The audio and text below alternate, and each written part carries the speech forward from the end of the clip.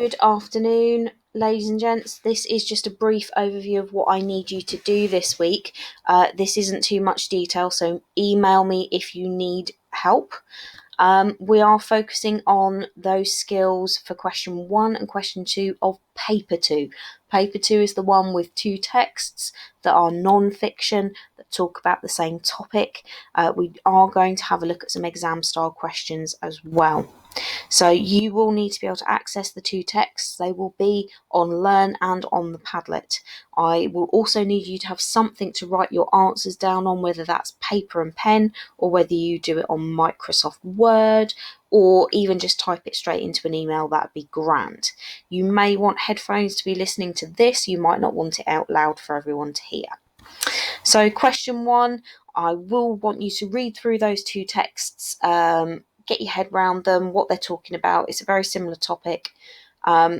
Question 1 is all about source A. It's the one where you get given several statements and you need to find the 4 which are true. So you will need to read the text carefully to pick that information out.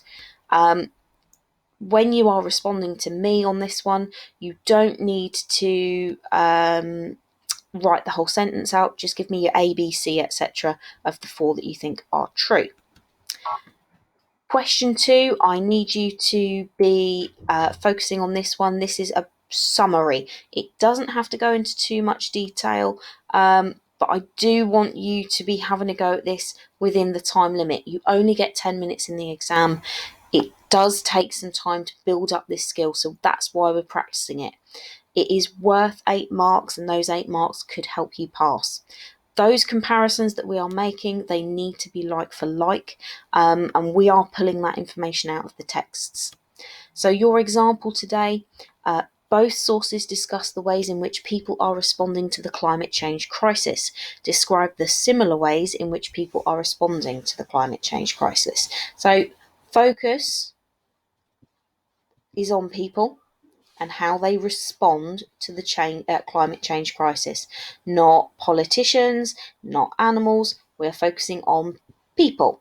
Okay, and again, we are focusing on the similarities, so similar ways that people are responding. I don't want to see differences. I want to focus on those similarities. So what I want you doing, draw yourselves a table in your book or on your paper, etc.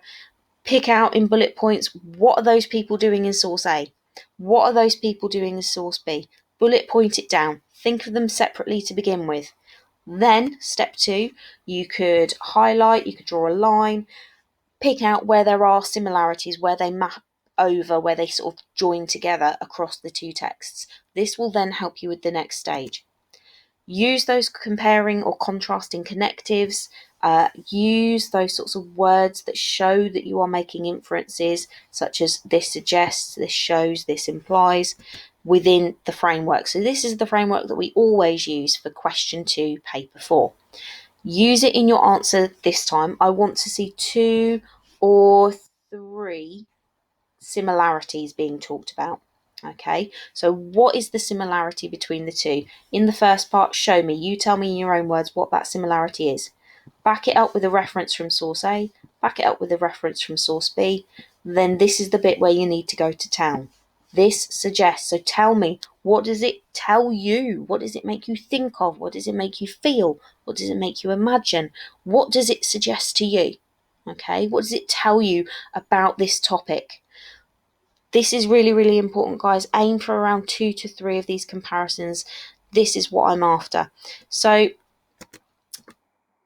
before you go, I do want you to go back through your response. I want you to pick out, using the different colours, the things that we need to include. And if you haven't got them in there, edit it. Okay, if you've got highlighters at home, brilliant, use them. If not, if you're typing, you can colour your different parts of your text in different colours for me. That'd be great.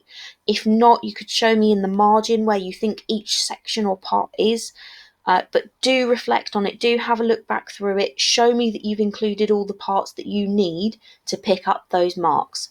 Please, please, please email your work to me at gabby.weaver@cwa.ac.uk. That's really important. Email your work to me. For